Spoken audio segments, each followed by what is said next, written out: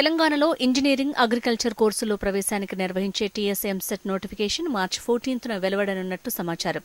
దీనిపై తాజాగా ఉన్నత విద్యా మండలి కార్యాలయంలో సమీక్షా సమావేశం జరిగింది.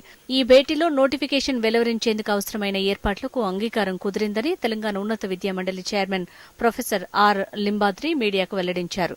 మే నెలలో ఇంటర్ పరీక్షలు పూర్తవుతాయి. ఇదే నెలలో జేఈఈ మెయిన్స్ పరీక్షలు ఉంటాయి. ఇవన్నీ నిర్వహించిన తర్వాత ఎంసెట్ సన్నద్దతకు కనీసం నెల రోజుల వ్యవధి ఉండాలని భావిస్తున్నారు. ఈ అంశాలు దృష్టిలో ఉంచుకుని జూన్ చివరి వారంలో ఎంసెట్ నిర్వహించాలని ఉన్నత విద్యా మండలి అధికారులు భావిస్తున్నారు. దీంతో పాటే పరీక్ష పూర్తయిన నెల రోజుల్లోగా ఎంసెట్ ర్యాంకుల వెల్లడి చేయాలని తీర్మానించారు. గతంలో ఇంటర్ మార్కుల వెయిటేజీ ఉండేది, కానీ ఈసారి దానికి అవకాశం లేదని ఇప్పటికే అధికారులు స్పష్టతనిచ్చారు. ఫస్ట్ ఇయర్ పరీక్షల్లో కనీస మార్కులతో ప్రమోట్ చేశారు కాబట్టి ద్వితీయ సంవత్సరంలో ఎంసెట్ అర్హత మార్కులు 40% ఉండాలన్న నిబంధనను ఎత్తివేస్తూ సమావేశం నిర్ణయం తీసుకుంది. ఈ కారణంగా ఇంటర్ పరీక్ష ఫలితాలకు ఎంసెట్ ర్యాంకుల వెల్లడికి సంబంధం ఉండదు.